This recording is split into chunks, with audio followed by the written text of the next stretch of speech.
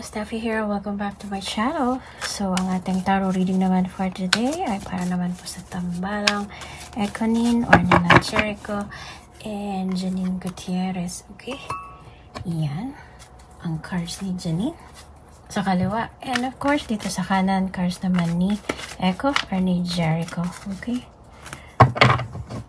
So, let's start. First cards ng Econin. Ten of Swords and the Chariot. Chariot card ni Janine. Ayan, maring nakabili ng bagong sasakyan. Okay, para mag-travel or siguro para lang madagdagan ng collection or trips lang niya. Pero most probably para sa travel. Okay, kanyang travel plans. Ten of Swords naman ni Jericho. Ang lungkot naman kaagad, painful ending kaagad ang first card. O ayan, or maaring ano lang, hindi pagkakaintindihan or tampuhan, ganyan. Yan si painful ending. Tingnan pa natin ang mga susunod na cards, okay? So, next.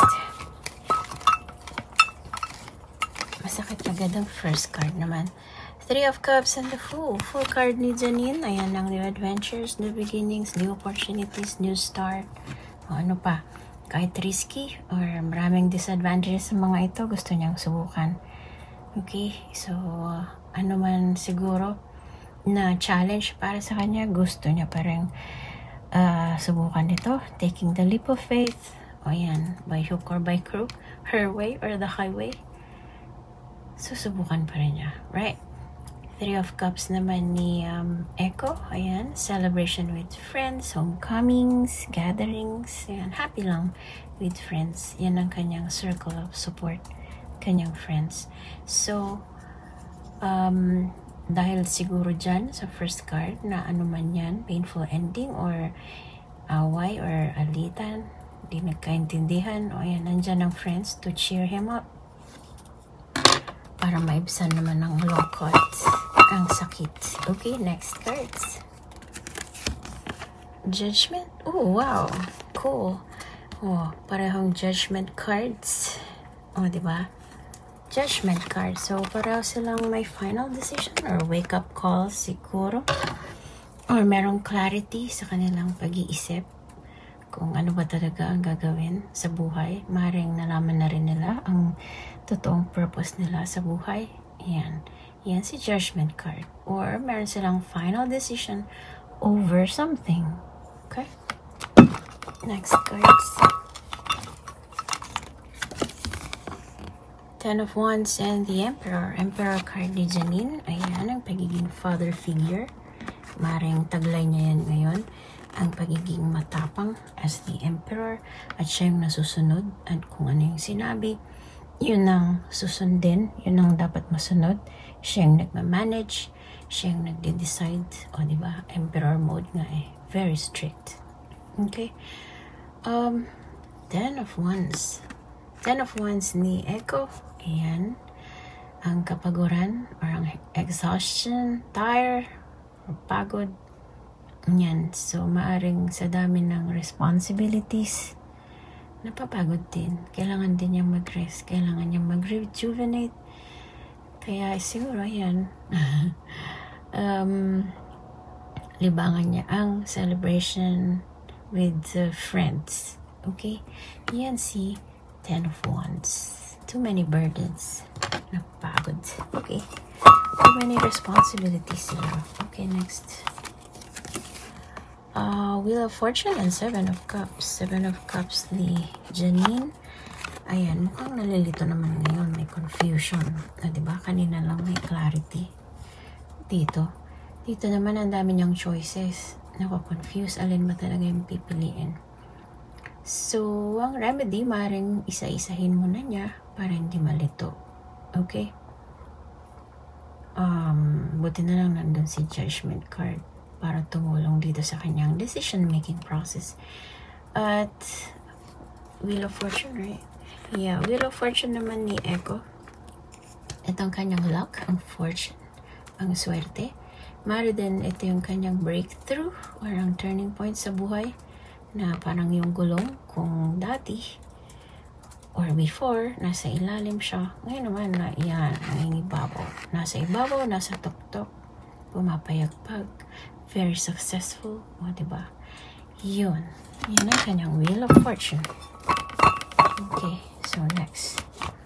So, kahit merong painful ending, merong pagod dyan, meron naman si Wheel of Fortune. Okay, King of Cups and Death card.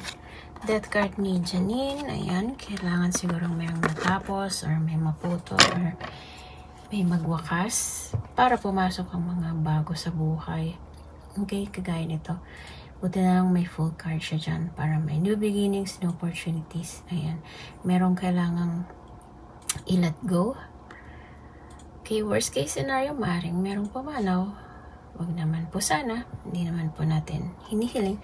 But, yun kasi si Death card. But anyway, nandyan si full card para magbigay ng new start para kay Janine. Yun ang kabutihan naman ni Death card, okay?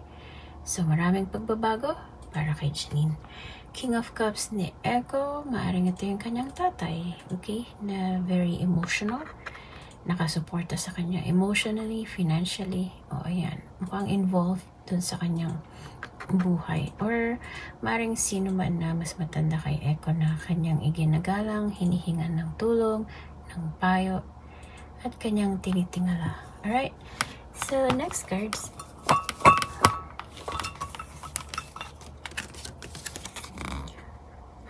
Parang silang may death cards. Okay, death and the lovers. Lovers card ni Janine. Yan ang deep love, romance, partnership, soulmate, meant to be. Ano pa? Basta yun. So, maring yun ang kapalit ni death card. Ayan. Ang romance, ang deep love, partnership. Okay? The strength of two together. And then, death card naman ni Echo.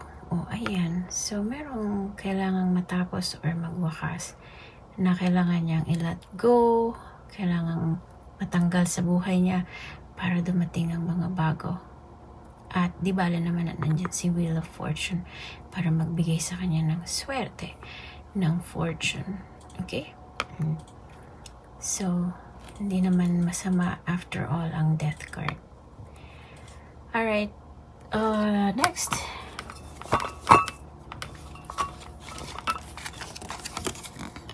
Eight of Wands and Nine of Cups. Wow! Nine of Cups ni Janine. O, diba? Yan ang kanyang yes card. Wish granted para sa kanya. Success, happiness. O, yun ang kapalit ni Death card. Ang yes card. Sabi ni Genie, wish granted para kay Janine. So, ano man yung wish niya, granted. At para naman kay Echo, ang Eight of Wands na good news. Ayan, paparating ang mga good news. So, may kapalit pa rin si Death card.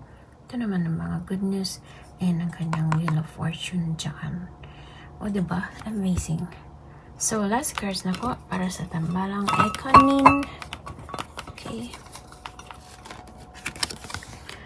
Five of Swords and the Magician. Oh, wow. Cool.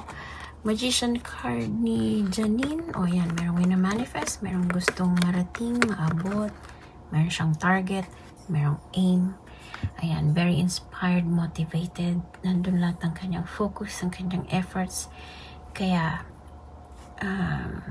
mararating at mararating yan, magiging successful siya doon. Ano man yung gusto niyang i-manifest. Okay? And then, Five of Swords naman ni Pau. Meron talagang alitan, may bangayan, may awayan, may hindi pagkakaintindihan. Kaya magre-resulta siguro sa painful ending dyan sa first card.